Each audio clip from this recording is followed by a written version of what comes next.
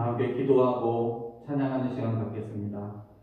사랑이 많으신 하나님 아버지 감사합니다. 거룩한 주일 오후에도 하나님을 찬양하는 귀한 시간 또 예배하는 시간을 허락하여 주시면 감사합니다. 비록 우리가 처한 환경에서 각자의 처소에서 하나님을 예배하지만 우리가 예배드리는 그 장소가 하나님께 영화로운 예배의 자리가 되는 귀한 시간이 되게 하여 주시고 귀한 임재의 자리가 되게 하여 주옵소서. 우리의 예배를 하나님 홀로 영광 받아 주옵소서.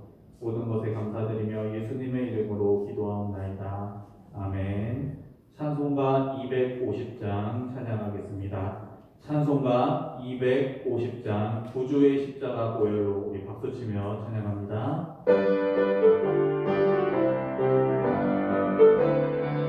구주의 십자가 구주의 십자가 고열로 죄 씻음 받기를 원하네. 내 죄를 씻으신 주 이름 찬송합시다. 찬송합시다. 찬송합시다. 내 죄를 씻으신 주 이름 찬송합시다. 죄악을 속하여 주신 주 내 속에 들어와 계시네. 십자가 앞에서 주 이름 찬송합시다. 찬송합시다. 찬송합시다. 내 죄를 씻으신 주 이름 찬송합시다. 주 앞에 흐르는 생명수 날 씻어 정하게 하시네. 내 기쁨 정성을 다하여 찬송합시다. 찬송합시다. 찬송합시다. 내 죄를 씻으신 주 이름 찬송합시다. 내 주께 회개한 영혼은 생명수 가운데 젖었네.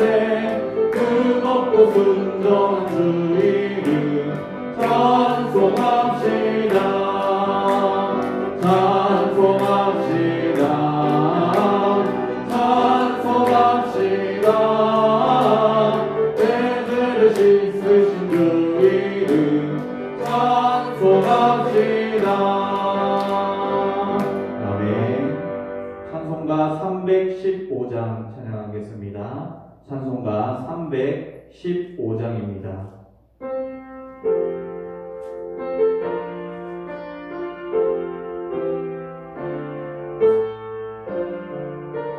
내 주 되신 주를 참 사랑하고 내 주 되신 주를 참 사랑하고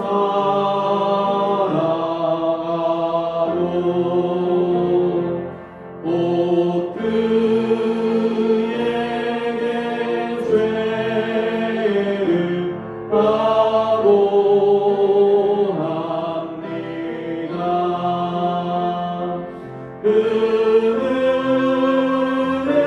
은혜를 주신 내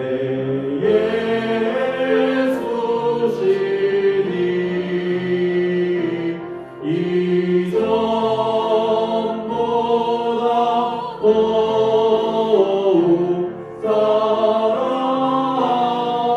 사랑합니다. 주 날 사랑하사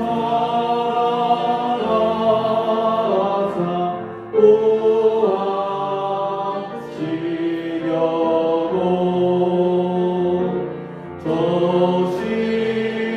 십자가 고난 당하셨도다.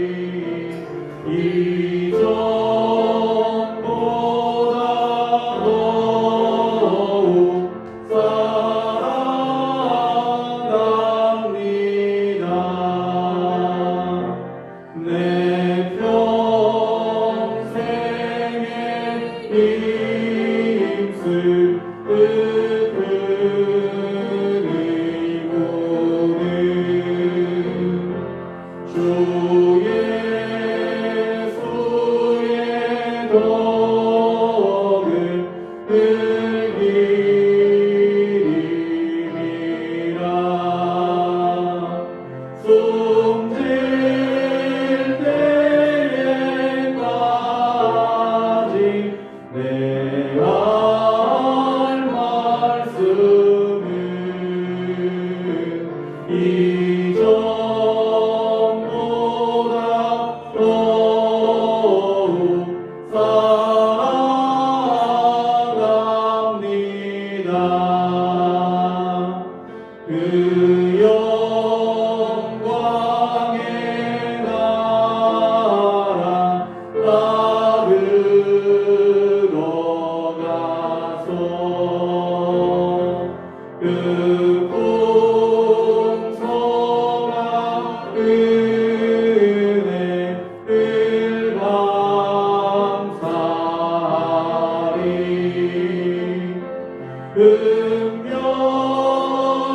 음멸류관 쓰고 나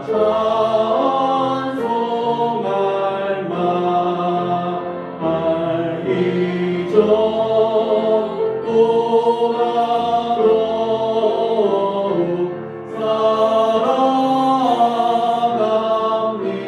사랑합니다. 우리 시간 합심하여 기도하겠습니다.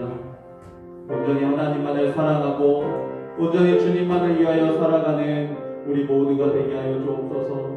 하나님의 말씀에 순종하며 하나님께만 영광 돌리는 우리 인생들이 되게 하여 주옵소서.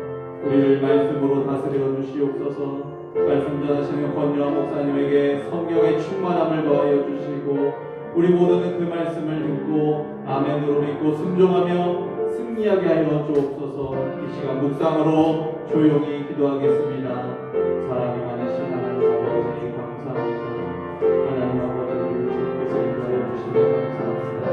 하나님 아버지 주님으로 또 의지하는 하나님입니다. 하나님 아버지 우리가 날마다 주님만을 사랑하는 귀한 삶을 더하여 주시옵소서. 하나님 아버지 우리가 날마다 주님만을 의지하게 하여 주옵소서. 우리를 말씀으로 다스려 주시옵소서. 하나님 아버지 우리가 날마다 주님을 더욱더 의지하며 살아갈 수 있도록 하나님 아버지 인도하여 주시기 원합니다. 사랑과 은혜가 많으신 하나님 아버지 은혜를 감사합니다. 몇 주 동안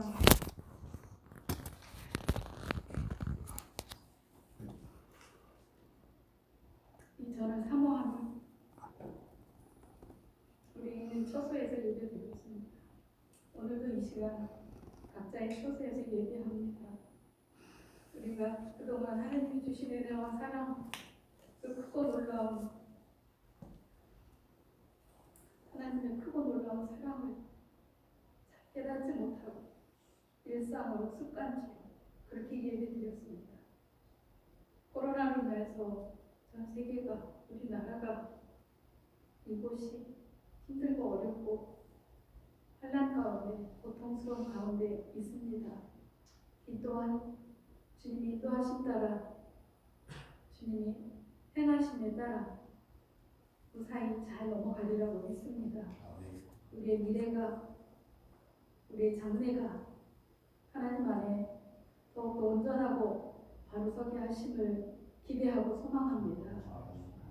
우리가 각자 있는 처소에서 예배 드릴 때마다 혼잡스럽지 않게 온전히 주님만을 의지하고 의식하며 주님을 경외하는 복된 삶이 되게 하시고 우리의 삶 속에서 예배하는 예배자로 거듭나서 이 땅의 빛과 소금의 역할을 감당할 수 있는 우리가 될 수 있도록 주님 은혜 내려주시옵소서.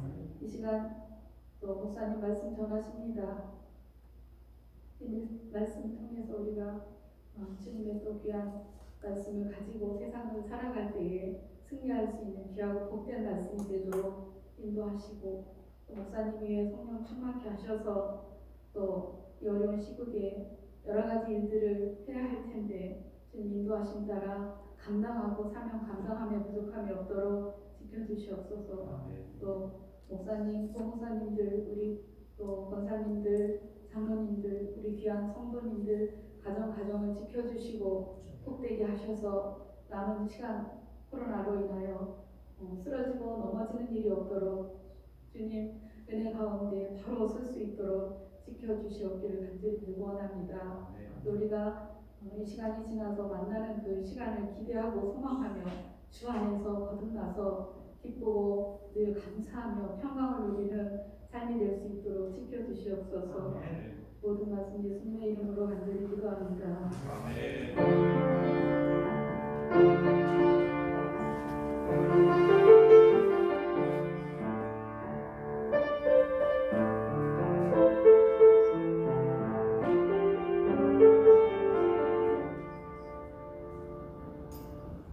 함께 이 시간 성경 말씀을 읽도록 하겠습니다. 성경 말씀은 마가복음 12장 1절부터 12절까지 말씀입니다. 마가복음 12장 1절부터 12절까지 말씀입니다. 잠시 광고하도록 하겠습니다. 다음 주일 오후 예배는 사라 한나 여전교회 헌신 예배입니다. 순서자들은 오후 예배에 참석해 주시기 바랍니다. 마가복음 12장 1절부터 12절까지 말씀을 제가 읽도록 하겠습니다. 예수께서 비유로 그들에게 말씀하시되 한 사람이 포도원을 만들어 산울타리로 두르고 즙자는 틀을 만들고 망대를 지어서 농부들에게 새로 주고 타국에 갔더니 때가 이르매 농부들에게 포도원 소출 얼마를 받으려고 한 종을 보내니 그들이 종을 잡아 심히 때리고 거저 보내었거늘 다시 다른 종을 보내니 그의 머리에 상처를 내고 능욕하였거늘 또 다른 종을 보내니 그들이 그를 죽이고 또 그 외 많은 종들도 더러는 때리고 더러는 죽인지라. 이제 한 사람이 남았으니 곧 그가 사랑하는 아들이라. 최후로 이를 보내며 이르되 내 아들은 존대하리라 했더니 그 농부들이 서로 말하되 이는 상속자니 자 죽이자. 그러면 그 유산이 우리 것이 되리라 하고 이에 잡아 죽여 포도원 밖에 내던졌느니라. 포도원 주인이 어떻게 하겠느냐. 와서 그 농부들을 진멸하고 포도원을 다른 사람들에게 주리라. 너희가 성경의 건축자들이 버린 돌이 모퉁이의 머릿돌이 되었나니 이것은 주로 말미암아 된 것이요 우리 눈에 놀랍도다 함을 읽어보지도 못하였느냐 하시니라. 그들이 예수의 이 비유가 자기들을 가리켜 말씀하심인 줄 알고 잡고자 하되 무리를 두려워하여 예수를 두고 가니라. 아멘. 함께 마가복음 12장 1절부터 12절까지 말씀을 통해서 악한 농부의 비유라는 제목으로 말씀을 살펴보도록 하겠습니다. 마가복음 11장에 들어서면서부터는 이제 예수님께서 십자가를 지실 시간이 일주일이 채 남지 않은 시간이 됩니다. 예수님께서는 가지고 계신 시간이 얼마 남지 않음을 아시고 예루살렘 성 안에 들어가셔서 그곳에서도 말씀을 들어야 될 사람들에게 말씀을 전하십니다. 특별히 예수님의 메시아로서의 권위를 인정하지 못하고 있는 자들에게까지 찾아가셔서 예수님이 바로 메시아이심을 가르쳐 주시고 그들이 깨닫게 하시려고 하십니다. 우리가 읽은 12장 1절 본문 말씀 앞에서는 대제사장들과 서기관들과 장로들의 이야기가 나옵니다. 이들이 예수님에게 와서 이렇게 성전을 청결하게 한 사건을 누구의 권세로 한 것인지 묻는 질문이 등장합니다. 대제사장들, 서기관들, 장로들이 이렇게 질문하게 된 이유는 이런 엄청난 일이라 함은 성전을 상대로 하는 것이죠. 성전을 상대로 이런 일을 할 사람은 아니다라는 것입니다.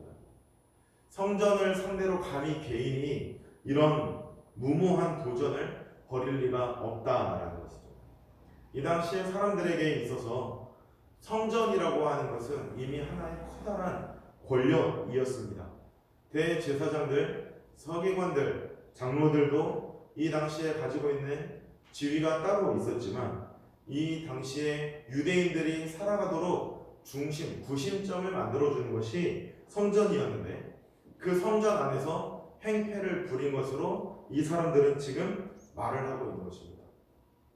예수님께서는 하나님의 성전이 만민이 기도하는 집, 하나님을 찾는 집으로 만드시려고 하신 것이지만 이들에게 있어서 대제사장들, 서기관들 또한 장로들에게 있어서 예수님이 하신 일은 무모한 도전이고 패역한 일이었습니다.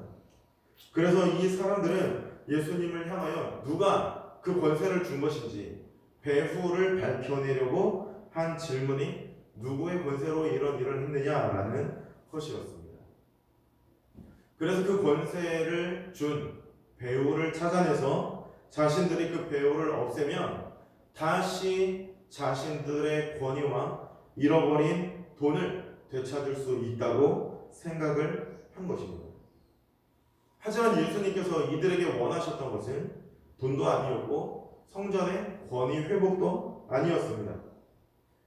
성전이 가지고 있는 건물의 의미의 이상의 권위를 예수님께서 원하신 것이 아니라 그 안에서 살아가는 이 대제사장들과 서기관들과 장로들이 본인조차도 하나님 곁에 가까이 가지 못하고 있으면서도 하나님을 경배하려고 하는 자들의 길을 막고 있는 이 잘못된 행동을 그치게 하고 돌이키려고 하신 것이었지만, 이 사람들은 예수님의 이러한 행동에 대해서 자신들의 권위에 대한 도전, 성전의 권위에 대한 도전으로 받아들일 뿐이었습니다. 그래서 예수님께서는 얼마 남지 않은 시간 동안에 하나님께서 택하신 자녀들을 향하여 돌이킬 수 있도록 하시기 위해 가르침을 주셨습니다. 그 가르침이 바로 오늘 우리가 읽은 본문의 악한 농부의 비유입니다.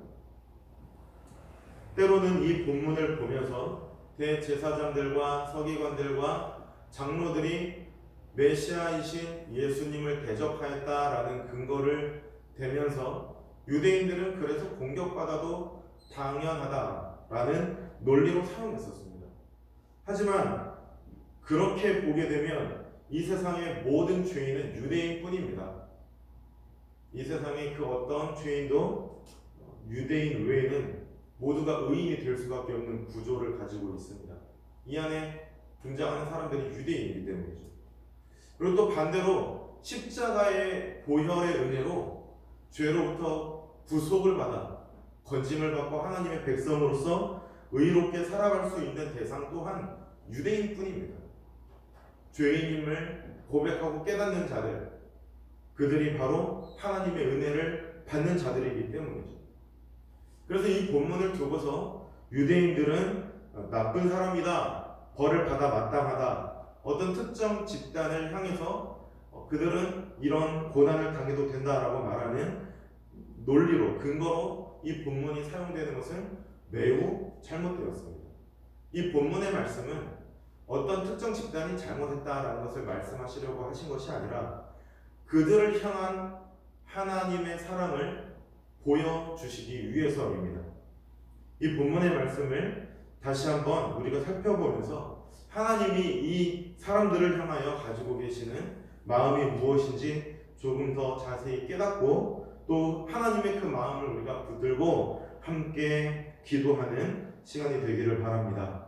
오늘 본문을 살펴보면 이 본문에 나온 이 비유는 한 농부가 등장합니다. 또 농부들을 고용한 주인이 있습니다. 이 주인은 굉장한 부자였습니다. 포도원 밭을 만들어 놓고 농부들에게 세를 주고 타국으로 일을 보러 나갔습니다. 어떤 사람들은 이렇게 타국에 몇 년 동안 나가면 그 당시 그 사람들의 법 관제상 몇 년 이상 타국에 거하고 주인이 돌아오지 않을 시 주인의 사망으로 간주하고 그곳에서 일하던 사람들의 것으로 보았다라고 말을 하기도 하지만, 그것을 예수님께서 염두에 두시고 하신 말씀이 아닙니다. 지금 이 본문을 보면서 농부들이 딴 생각을 하게 된 원인이 거기에 있을 수도 있습니다. 그런데 이 본문, 이 비유를 예수님께서 하시는 말씀은 자칫 잘못하면 내가 일구었던 내 땅인 이 포도원이 농부들의 손에 넘어갈 뻔했다, 내 재산이 침해를 당할 뻔했다 라는 이야기를 하려고 하시는 것이 아닙니다. 그래서 이런 토지 소유나 재정의 관점으로 보는 것이 아니라 1절부터 다시 쭉 살펴보게 되면 2절에 포도원 소출 얼마를 받으려고 라는 이야기를 하십니다. 그들의 충성을 확인하려고 하는 것이죠.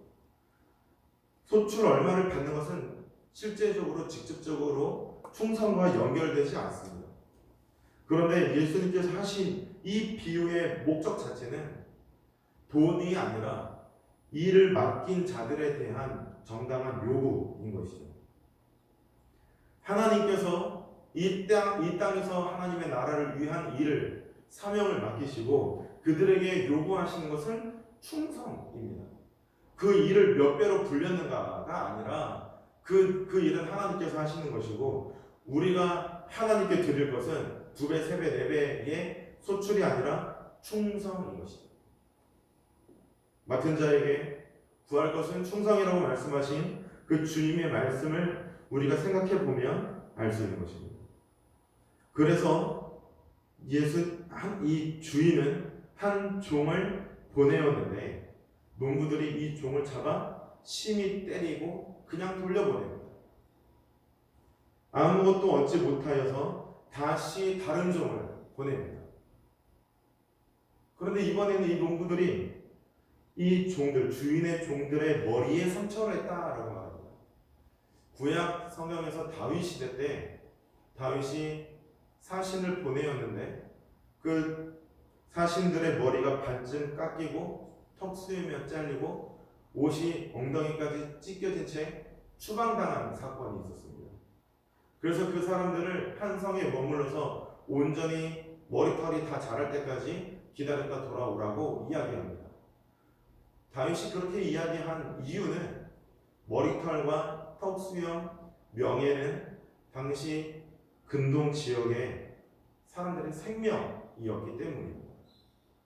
돈보다도 더 중요했던 것, 생명만큼이나 중요했던 것은 명예였는데 명예가 침해당하는 구체적인 행동이 머리털이 깎이고 수염이 깎이고 옷이 찢기는 겁니다.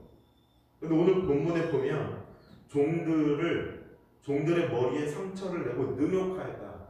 지금 이것은 단지 종들만 능욕하는 게 아니라 종을 보낸 주인의 명예까지도 능욕하고 보낸 것입니다. 농부들을 고용한 그 주인의 권위에 대한 도전이죠. 그런데 농부들은 그 다음에 이 주인의 아들이 왔을 때 나눈 이야기를 살펴보면 자신들이 주인의 권위에 도전했다라는 생각을 조금도 하고 있지 않은 것을 우리는 살펴볼 수 있습니다. 여기까지 종들의 머리를 상하게 하고 내쫓은 것을 보면 지금 이 종들은 굉장히 위험한 행동을 하고 주인의 권위에 대해서 도전을 하고 또 주인이 보낸 종들을 덜어는 죽이고 덜어는 때리고 내쫓고 있는데도 불구하고 자신들의 잘못을 전혀 깨닫지 못하고 있습니다. 오히려 주인이 놀라운 사랑의 모습을 보입니다. 6절을 보면 이제 한 사람이 남았으니 곧 그가 사랑하는 아들이라 최후로 이를 보내며 이르되 내 아들은 존대하리라.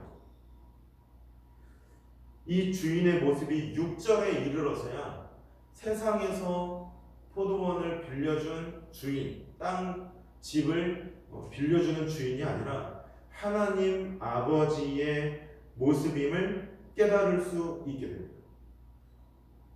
이 주인은 실은 하나님을 나타내는 것이었습니다. 그리고 하나님의 독생자이신 예수 그리스도를 이 땅에 보내시고 그의 음성에는 귀를 기울일 것이다 라는 말입니다. 지금 1절부터 6절까지 나왔던 이 이야기가 하나님께서 이스라엘을 향하여 보내셨던 수많은 선지자들에 해당하는 이야기입니다. 구약 성경에 이름이 기록되어 있는 선지자들도 있지만 이름이 기록되지 않은 수많은 선지자들을 포함하여 하나님께서는 하나님의 뜻을 그 선지자들의 마음에 입에 두시고 예루살렘을 향해 걸어가 그곳에서 이스라엘 백성들을 향해 외치라고 명령하였습니다. 하나님의 음성을 들은 이 선지자들은 그 말을 시건할 수 없어서 또 참을 수 없어서 당장 예루살렘으로 달려가 외쳐냈습니다. 회개를 외쳤고 하나님의 말씀에 귀울일 것을 외쳤고 하나님의 백성으로 돌아올 것을 외쳤습니다. 그러나 예루살렘에 살아가던 그 이스라엘 백성들이 한 행동은 너 같은 사람이 선지자일 리가 없다라고 말하며 선지자들을 죽인 거죠. 더러는 때려서 내쫓아내고 더러는 죽이고, 그러면서 그들이 말한 것은 무엇이냐면 선지자들의 피가 흐를 때 이 피를 나와 내 자손에게 돌릴지어다 내가 책임을 지겠다는 소리입니다. 책임을 지지도 못할 말인데 자신이 지겠다고 큰 소리치고 있는 것이죠. 그런데도 불구하고 하나님께서는 어떻게 하셨습니까? 참으셨습니다. 왜 참으셨습니까? 그들이 하나님이 사랑하는 아들이기 때문에, 그들이 하나님의 사랑하는, 사랑을 받는 자녀들이기 때문에 하나님께서는 이스라엘이 이러한 잘못을 하고 있음에도 불구하고 참으셨습니다. 그러다가 때가 되어서 마침내 독생자 예수 그리스도를 이 땅에 보내셨습니다. 그리고 예수님께서 이 땅을 다니시며 공생의 사역을 하시는 동안에 수많은 기적을 보여주시고 하나님 나라가 가까이 왔음을 외치며 회개하라고 말씀하셨지만 사람들은 그 말씀을 들음에도 불구하고 돌이키지 않았습니다. 이 본문의 이야기는 지금 예루살렘 성전에 와서 예수님을 향하여 너의 뒤에 있는 배후가 누구냐라고 묻고 있는 대제사장들과 서기관들과 장로들을 향하여 이스라엘의 종교 지도자들을 향하여 한 말입니다. 그렇다면 그들은 예수님의 이 비유를 듣고 자기들을 향하여 한 말인지 깨달았을까요? 12절을 보면 깨달았습니다. 예수님의 이 말씀이 자기들을 가리켜 하신 말씀인 줄 그들이 알았다라고 성경은 우리에게 알려주고 있습니다.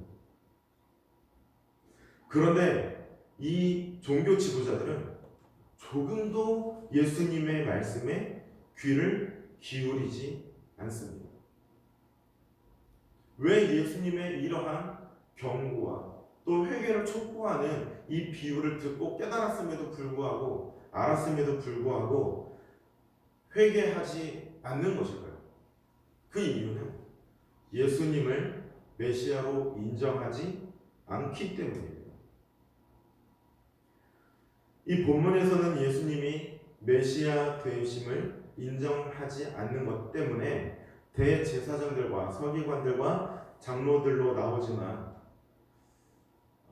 오늘날 이 종교 지도자들과 같이 예수님이 메시아이심을, 예수님께서 하나님의 아들이시고 성자 하나님이시고 삼위일체 하나님이 되심을 인정하지 않는 사람들이 넘쳐납니다. 삼위일체 하나님의 신비에 대해서 인간의 이성으로 이해하지 못하고 담아내지 못한다고 하여서 내가 인정할 수 없다고 말하는 사람들이 있습니다. 어떻게 하나님이면서 동시에 인간일 수 있느냐라고 되려 예수님을 향하여 손가락질하면서 그런 신이 있을 수가 없다라고 말하는 사람들도 있습니다. 순전히 인간의 불완전함, 인간 이성의 불완전함 때문에 하나님이 아무리 설명해 주시고 아무리 가르쳐 주셔도 온전히 하나님에 대한 지식을 우리는 담을 수 없다는 것을 조금도 인정하지 않는 것이죠. 이런 태도에는 모든 교육이 인간을 완성시킨다라고 하는 낙관적인 태도가 있습니다.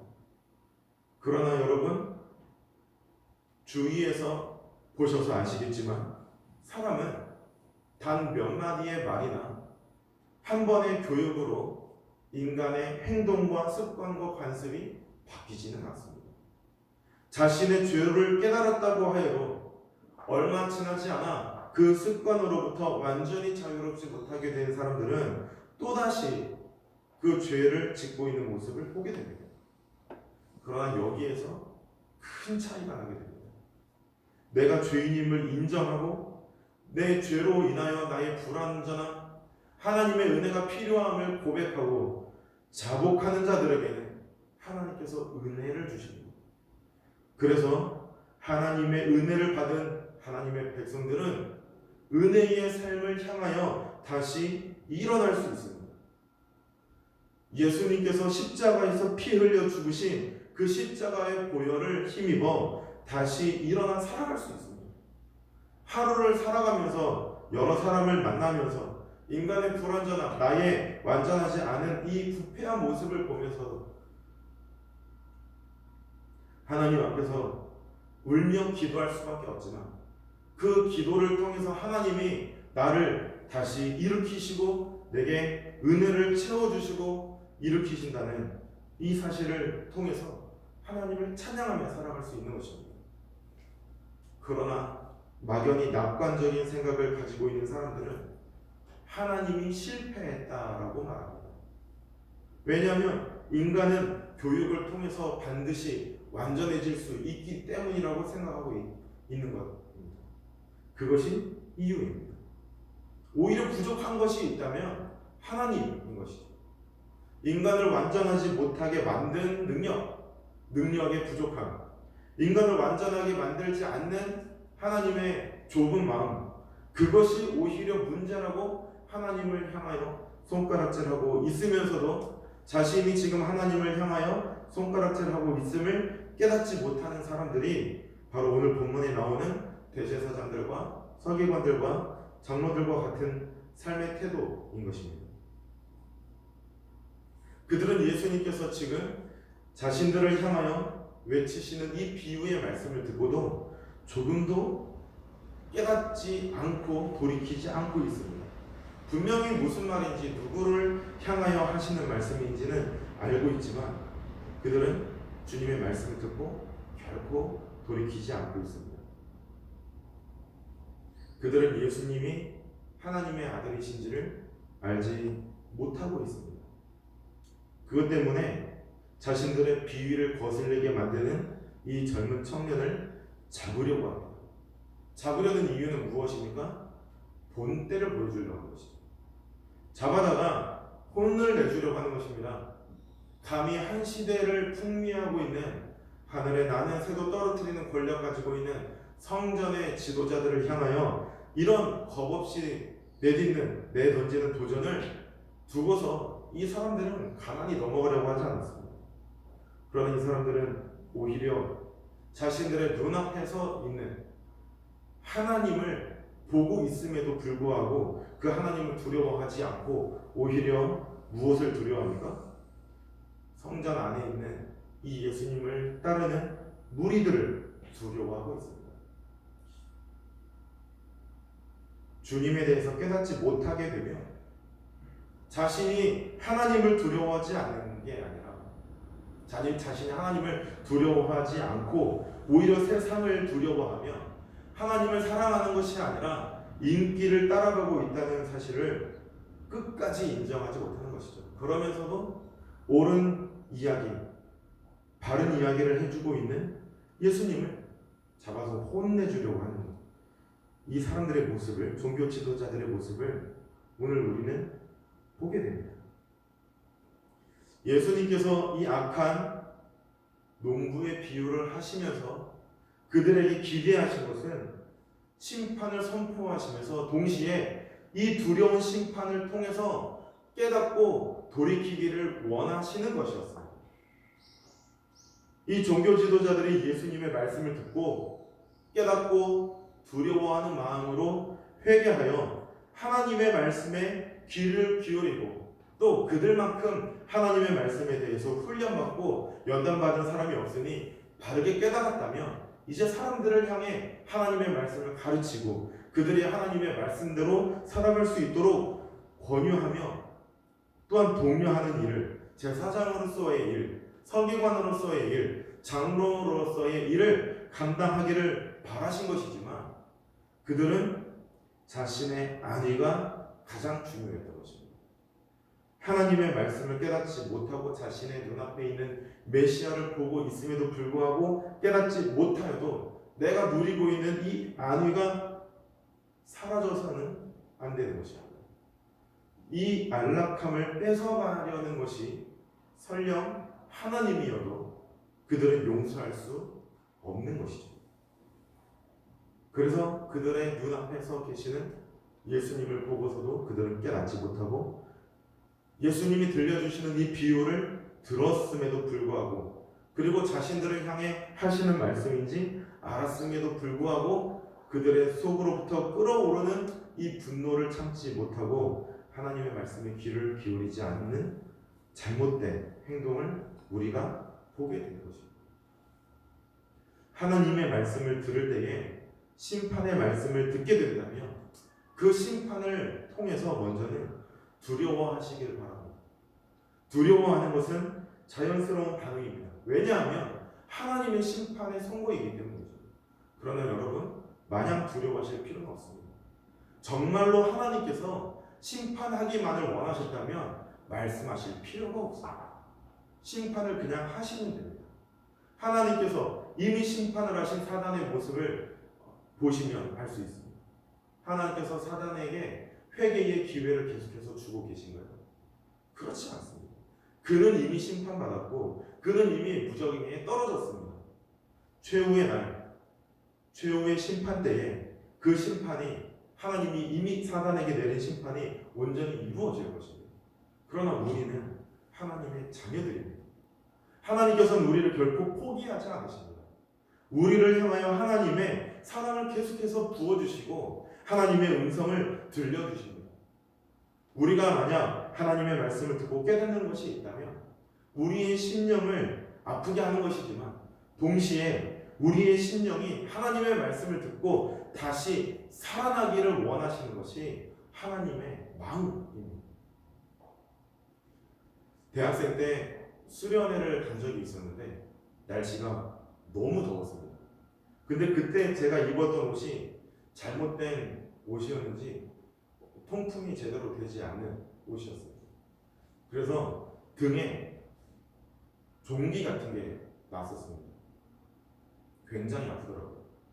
근데 그 종기를 없앨 수 있는 치료하는 방법이 아버지께서 알려주신 것은 고약 같은 게 있는데 붙이고 때리면 된다고 하셨습니다. 그래서 이게 그냥 때리면 되는 건가 보다 하고 아버지 말씀 듣고 붙였는데 지금도 생각이 날 정도로 내가 그때 그래서 고약인가 보군요. 고약을 붙이고 굉장히 힘겹게 그 시간을 지낸 적이 있습니다. 나중에 또 찾아보니까 조선시대의 왕들이 사망하게 된 원인 중에 대부분의 종기가 또 있더라고요. 그걸 놔두면 죽기까지 합니다. 그러나 떼내면 아무것도 아닙니다. 건강해질 수 있고 다시 이전처럼 왕성하고 활발하게 살 수 있습니다. 우리의 영혼도 마찬가지입니다. 하나님의 말씀이 때로는 우리의 골수까지 찌르고 쪼갤 수 있습니다. 아프죠. 그러나 하나님께서 우리를 그렇게 찌르고 쪼개시는 이유가 무엇일까요? 아프라고 하는 것일까요? 결코 아닙니다. 이 세상에 어느 부모가 자기 자녀가 아픈 걸 보고 박수치며 좋아할 부모가 어디 있습니까? 넘어지지 않게 하려고, 다치지 않게 하려고 안간힘을 쓰는 것이 부모입니다. 하나님도 마찬가지이시죠. 하나님도 자기의 자녀들이 아프고 다치고 고통스러워하는 것을 보면서 기뻐하실 이유가 없습니다. 심판을 하시겠다면 그냥 하시면 됩니다. 그런데 우리에게 그 말씀을 들려주시는 이유는 무엇입니까? 우리가 하나님의 백성된 우리가 하나님의 말씀에 귀를 기울이고 돌아오기를 원하시기 때문입니다. 우리가 하나님의 말씀에 돌아와서 지금 오늘 본문에 본 대제사장들, 서기관들, 장로들과 같이 행하지 않고 하나님의 말씀을 듣고 온전히 자신의 모든 것을 내던지고 울고 회개하며 돌이켰던 아수르의 니느웨 성읍의 사람들과 같이 하나님의 택함을 받아 하나님을 찬양하였던 그 이스라엘 다윗과 솔로몬 시대의 백성들과 같이 온전히 하나님을 찬양하기를 원하시는 것이 하나님의 마음입니다. 그래서 우리에게 하나님의 말씀을 들려주시는 것이죠. 날마다 하나님의 말씀을 더욱더 가까이 하시기 바랍니다. 하나님의 말씀을 더욱더 가까이 하시어서 하나님이 주시는 은혜를 누리시고 하나님의 음성을 듣고 하나님의 음성에 온전히 따름으로 주님의 마음을 깨닫는 하나님의 거룩한 백성들이 되시기를 바랍니다. 주님의 음성을 듣고 주님의 말씀에 온전히 따르므로 하나님의 영광을 온 땅 가운데 나타내고 드러내는 거룩한 하나님의 자녀들이 되시기를 바랍니다. 함께 이 시간 기도하겠습니다. 사랑이 충만하신 하나님 아버지, 이 시간 우리가 주님의 말씀을 들었습니다. 하나님께서 그 말씀을 들려주시는 이유는 하나님의 말씀을 듣고 깨달아 아버지께 돌아오기를 원하시기 때문이라는 사실을 살펴보게 되었습니다. 이번 한 주 동안의 삶을 살아갈 때에도 오늘 들은 이 말씀들을 붙잡고 살아가는 하나님의 거룩한 백성들이 되게 하여 주시옵소서. 하나님의 말씀을 붙들므로 온전히 이 땅에 하나님의 영광을 드러내는 거룩한 주의 백성들이 되게 하여 주시옵소서. 모든 것을 예수님의 이름으로 기도드립니다. 아멘. 이렇게 찬송가 314장 찬양하겠습니다. 찬송가 314장 찬양하시고 한우 목사님 나오셔서 축도해 주시므로 예배를 마치겠습니다. 내 구주 예수를 더욱 사랑 엎드려 믿는 말 들으소서.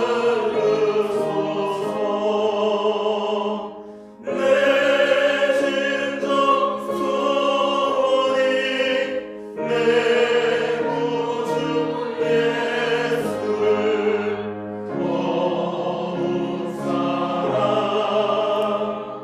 더욱 사랑 이전에 세상 나 기뻐서도 지금 내 기쁨은 오직 예수.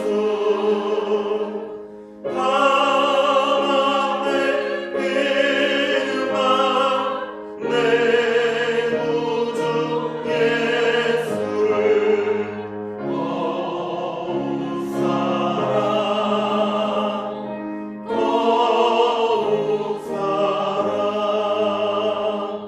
이 세상 떠날 때 찬양하고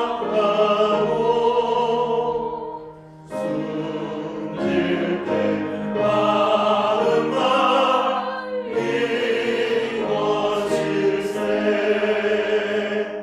다만 내 믿음만 내 구주 예수를 더욱 사랑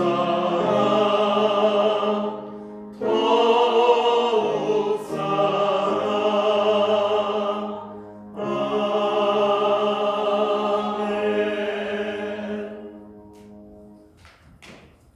주 예수 그리스도의 은혜와 하나님 아버지의 무한하신 사랑과 성령님의 감화 감동 교통 충만 구원 역사하심이 예수 그리스도가 하나님의 아들이시요 우리의 삶의 구주이심을 믿으며 고백하며 하나님의 영광을 위해 살아가기를 원하는 모든 중앙의 권속들을 위해 이제로부터 영원토록 함께 있을지어다. 아멘.